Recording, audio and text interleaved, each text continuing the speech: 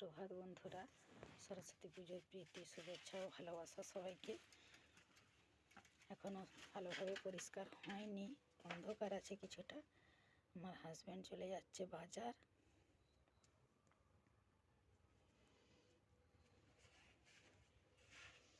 আমি এবার কাজবাজ সেরে সবজি কেটে রান্না করে নেবো। আজকে তাড়াতাড়ি স্কুলে যেতে হবে। সবজিগুলো সব কেটে নিলাম। সিম, আলু, বেগুন ভাজা, এটা করব টমেটোর চাটনি, আর এখানে সজনে ডাঁটা, আলু, সিম দিয়ে পোস্ত, আর ওটা পালং শাকের তরকারি। এবারে সবজিগুলো ধুয়ে নেব। ধুয়ে নিচ্ছি সবজিগুলো।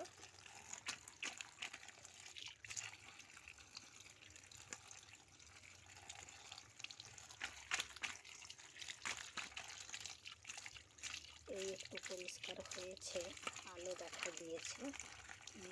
রান্নাটা করে নেব। রান্না সেরে আজকে পুজো করব। স্কুলেও তাড়াতাড়ি বেরিয়ে যেতে হবে, 9টার মধ্যে স্কুলে পৌঁছাতে হবে। উনানটা জ্বেলে নিলাম, আগে ভাজাগুলো করে নেব।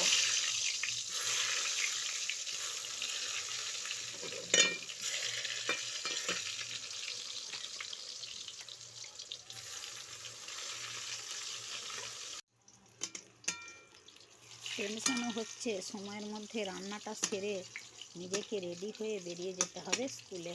কালকে গিয়ে স্কুলের অর্ধেক কাজ সেরেও এসেছি। ধোয়া মোছা, আলপনা দেওয়া, প্রতিমাকে দিতে বসানো হয়ে গেছে, সবই সারা আছে। মাটির বাসনও ধুয়ে রেখে এসেছি কাল। সবাই মিলেই আমরা করেছি, টিচাররা মিলে। কালকে রাত্রে সরস্বতী পুজোর মকরের জন্যে চালটা গুঁড়িয়ে নিয়ে রেখেছি।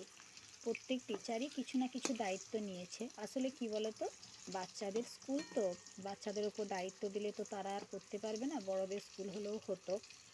তাই প্রত্যেক বছর আমরা টিচাররাই মিলে প্রত্যেকেই কিছু না কিছু দায়িত্ব নিয়ে থাকি। মনে পড়ে যাচ্ছে সেই ছোটোবেলার কথাগুলো। তখন অত কোনো দায়িত্ব নেই, টেনশান নেই। ভোর ভোর উঠলাম, স্নান করলাম, মা আরে রেডি করে দিত, শাড়ি পরিয়ে দিত মা জেঠিমারা, দিব্যি চলে যেতাম। আর এখন দায়িত্ব আর দায়িত্ব।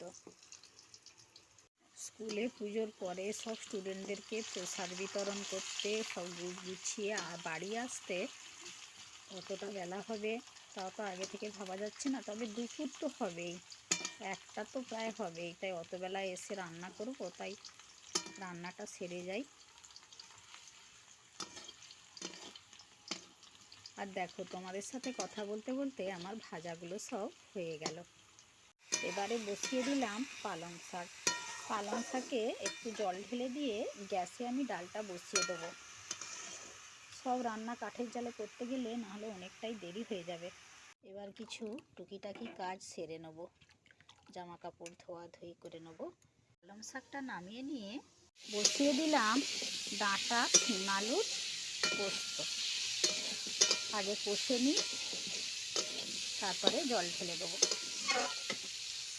বাড়ির রান্না টান্না সেরে পৌঁছে গেলাম স্কুল। মকরের চাল আর মিষ্টি নিয়ে পৌঁছে গেলাম স্কুলে। এবারে বসে যাব ফল কাটতে।